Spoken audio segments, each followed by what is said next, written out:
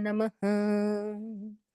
आज हम गीता अध्याय 16वें का श्लोक नंबर 22 प्रारंभ करते हैं। एतैर्विमुक्तः कौन्तेय तमोद्वारैस्त्रिभिर्नरः आचरत्यात्मनः श्रेयस्ततो याति परां गतिम्। एतैर्विमुक्तः कौन्तेय तमोद्वारैस्त्रिभिः नरः। संधि विच्छेद देखिए। एतैहि विमुक्तः। एतै पीछे जो प्रसंग चल रहा था आसुरी संपत्ति के लिए, एतै किसको कहा है? ये जो पीछे आसुरी संपत्ति के अवगुणों के बारे में बताया है उसी के लिए कह रहे हैं एतै। इनसे विमुक्त हुआ कौन्तेय, ऐसा जो विमुक्त हुआ मनुष्य है। तमो द्वारै त्रिभी नरः, ये तीनों जो हैं आसुरी संपत्ता के अवगुण, ये तीनों ही तम के द्वार हैं और इन्हीं से ही मुक्त हुआ मनुष्य क्या करता है? अन्वय के साथ, कौन्तेय एतै त्रिभिः तमोद्वारैः विमुक्तः नरः। हे कुंती नंदन, इन तीनों तम के यानी नर्क के जो द्वार हैं उनसे जो मनुष्य रहित हो जाता है, आचरत्यात्मनः श्रेयस ततो याति परां गतिम्। आचरति आत्मनः श्रेयः ततः याति परां गतिम्। अर्थात ऐसा जो पुरुष है वह अपने कल्याण का आचरण करता है। आत्मनः श्रेयः, अपनी आत्मा का श्रेय सोचता है, कल्याण के लिए विचार करता है, वह उससे परम गति को प्राप्त होता है। क्योंकि जो मनुष्य विचार पूर्वक समझता है कि यह जो तीनों अवगुण हैं श्लोक नंबर 21 में जो बताए गए थे, काम, क्रोध और लोभ, ये तीनों ही एतै विमुक्तः, इन तीनों से मुक्त होने के लिए जो मनुष्य प्रयास करता है, जीवन भर इन तीनों से ही जो आसक्त रहता है, वही अधपतन यानी उसके पतन का मार्ग निश्चित होता है।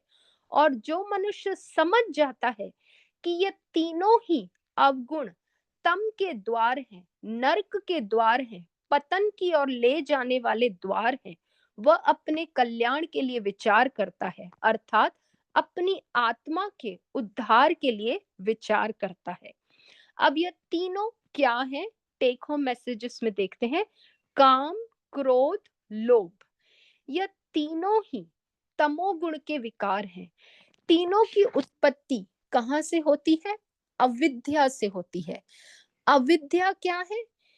किसी के भी प्रति जब हम आसक्त हो जाते हैं, अपने आप को यानी मैंपन को जब हम किसी के साथ जोड़ लेते हैं, तो वही अविद्या की स्टार्ट हो जाती है, वहीं पे प्रारंभ हो जाता है।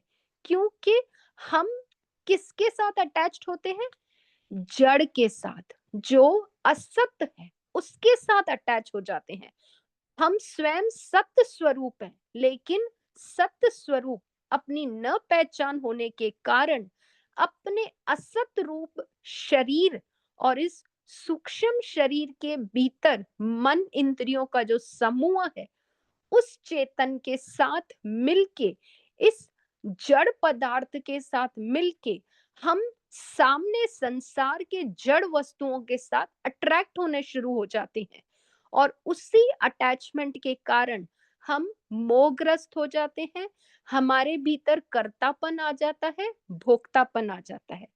लेकिन अगर विवेक पूर्वक समझा जाए, ध्यान पूर्वक विचार किया जाए, तो भीतर से जो मैं है वह अलग है, और जो इसके साथ जुड़ा हुआ, जैसे कहते हैं मेरा शरीर है, मेरा शरीर, हमने मैं को शरीर के साथ जोड़ दिया। शरीर अलग है, मैं अलग है अलग है। इन तीनों स्थितियों को अलग करना है। मैं कौन बोलता है? मन बोलता है। मन के साथ जुड़ा हुआ अहंकार, ये दोनों मिलके बोलते हैं मैं, और जोड़ते किसको है? शरीर को। मैं और अहंकार, मन और अहंकार, ये दोनों ने चेतना प्राप्त की है। उस चेतना के साथ लिप्त होके ये शरीर को अपना जोड़ लगाते हैं कि मेरा शरीर। तो जड़ चेतन वस्तु जड़ को बोलती है कि मेरा शरीर, और वो चेतन कौन है इनके भीतर? है, जो है पन है वह इनका चेतन है। और ये दोनों ही जड़ हैं, मेरापन और शरीर, ये दोनों ही जड़ हैं और है के साथ जुड़ के चेतन बन जाते हैं। हमको इन तीनों को अलग करना है। जो विवेक पूर्वक तत्व के साथ सूक्ष्मता के साथ वहां तक पहुंचने की कोशिश करता है, वही अपने भीतर इस अविद्या रूपी जो कारण शरीर में सत्यता हमें दिखाती रहती है। सारा जगत असत है, मिथ्या है, सबको पता है। सारा जगत कल्पना है, स्वप्न मात्र है, सबको पता है, लेकिन फिर भी हम जागृत नहीं हो पाते। और ना होने का कारण मात्र यह माया रूपी अविद्या है।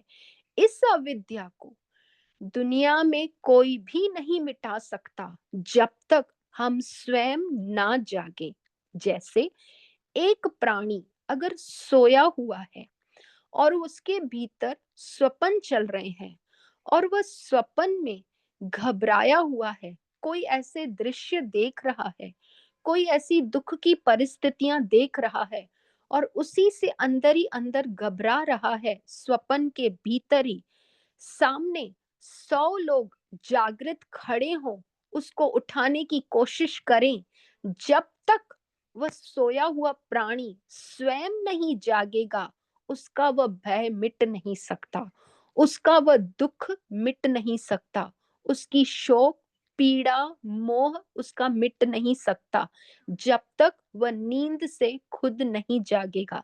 हम खड़े 100 लोग कितना ही प्रयत्न करें उसको समझाने का कि यह स्वप्न है, यह स्वप्न है, वह नहीं समझेगा जब तक वह खुद जागृत नहीं होता है, जब तक उसका सूर्य का प्रकाश स्वयं उदय नहीं होता है। इसीलिए हम सबको भी अपना प्रकाश, अपनी स्वयं की ज्योत, अपनी विद्या, अपना ज्ञान खुद उत्पन्न करना है भीतर। बाहर से कोई कितना ही ज्ञान दे दे, कितने ही शास्त्र प्रमाण दें, चिल्ला चिल्ला के बोलें, कोई फायदा नहीं जब तक हम इस सोई हुई नींद से नहीं उठते। आज बुद्ध पूर्णिमा का अवसर है। इस बुद्ध पूर्णिमा के दिन बुद्ध, बुद्ध किसको कहते हैं? जो जागृत हो चुका है, जिसने अपने भीतर अपनी उस ज्योत को जगा लिया है और इस अविद्या रूपी मोह का नाश कर लिया है। तो ये बहुत अच्छा प्रसंग है आज के दिन पे। ये अविद्या क्या है? संसार के प्रति आसक्ति, जो हमें सत्य की ओर प्रतीति कराती है, हमें सत्य दिखाती है, और सत्य देखने की वजह से हम बाहर की वस्तुओं के साथ, पदार्थों के साथ अट्रैक्ट होते हैं, उनकी इच्छा करते हैं, और इच्छा से वह भीतर कामना का रूप ले लेती है। इच्छा यानी मन के भीतर खाली संकल्प उठना कि मुझे ये चीज चाहिए। फिर मन इंद्रियों को इंस्ट्रक्ट करता है, फिर इंद्रियां कार्य करती हैं और उसकी कामना और प्रबल हो जाती है, और फिर वह कार्य में रत होके अपनी उस कामना को पूर्ति करता है। जब वह कामना की पूर्ति हो जाती है, उसे प्रसन्नता होती है, वह उसके साथ अटैच हो जाता है, उसके संस्कार उसके भीतर आ जाते हैं, उसी को कहते हैं वासना। वह कारण शरीर में फिर रहने लगती है, फिर बार बार उसी चीज की वह कामना करता रहता है, बार बार उसी के बारे में चिंतन करता रहता है। वही बन जाती है लोभ, वासना। बार बार जब उठेगी, उसी को लोभ कहते हैं। और फिर जब वह कामना किसी प्रतिकूल परिस्थिति में चली गई, हमारी कामना पूरी नहीं हुई, उसमें कोई रुकावट आ गई, वहीं पे हमारा क्रोध जागृत हो जाता है। तो ये काम, क्रोध, लोभ, ये तीनों ही अविद्या के स्तर हैं। और इनमें जब हम अपनापन जोड़ लेते हैं, मैंपन के साथ जुड़ जाता है, तब अहंकार की पुष्टि हो जाती है। और अहंकार के पुष्टि के साथ फिर और अवगुण, मद, मत्सर, वैमनस्य, अतिमान्यता इत्यादि, ये सारे आसुरी संपत्ति आना प्रारंभ हो जाती है। तो इसका स्टार्ट कहाँ से होता है, इसकी रूट कॉज कहाँ है, उसको पकड़ना है। काम, क्रोध, लोभ, ये तीनों ही तम के द्वार हैं। तम से ये प्रारंभ होते हैं। तम क्या है? तमोगुण, अर्थात हमारे भीतर जो अविद्या रूपी अज्ञान है। और इसको मिटाने का एकमात्र विवेक, अपने स्वयं के भीतर इन शास्त्रों के ज्ञान से, गुरुओं के वचनों से, सत्संग से अपने भीतर उस विवेक को जागृत करे।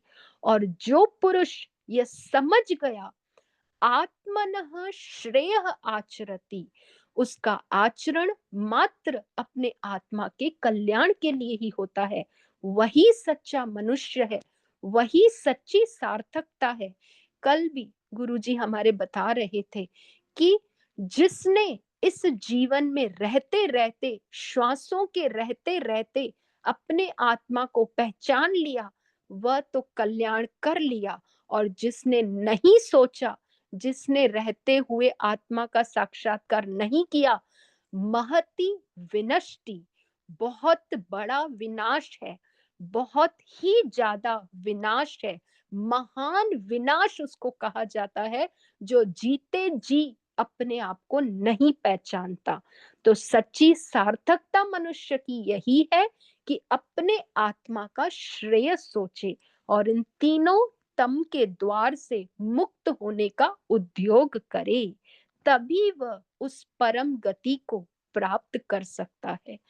तो जो मनुष्य अपनी बुद्धि संसार की ओर लगाता है, ज्यादा से ज्यादा संसार में रमता है, संसार की वस्तुओं के साथ, रिश्तों के साथ, संबंधों के साथ, परिस्थितियों के साथ उन्हीं के बारे में सोचता रहता है, उसी में अपना सारा जीवन व्यर्थ करता रहता है, वह जड़ बुद्धि है, वह पतन की ओर जा रहा है। इसलिए गुरुदेव सदा कहते हैं कि अपना ध्यान, अपना मन जितना हो सके इस परमार्थ की ओर लगाएं, ताकि हमारा वहां से राग खत्म हो और अविद्या जो रूपी वह राग है, वह धीरे धीरे, क्षणिक क्षणिक होकर वह समाप्त होता जाएगा। और यहाँ हमारा अंतःकरण शुद्ध होते होते जिस दिन पूरा निर्मल हो जाएगा, उस दिन हमें बोध हो जाएगा स्वयं के स्वरूप का। यही स्वयं को जानना है, भीतर के अंदर उस ज्योत को जगाना है कि मैं शुद्ध, बुद्ध और मुक्त स्वरूप हूं। ऐसे मुक्ति के मार्ग के लिए ही अपना आचरण करना चाहिए। यही मनुष्य का परम पुरुषार्थ है। ओम नमो नारायण। आज के लिए इतना ही।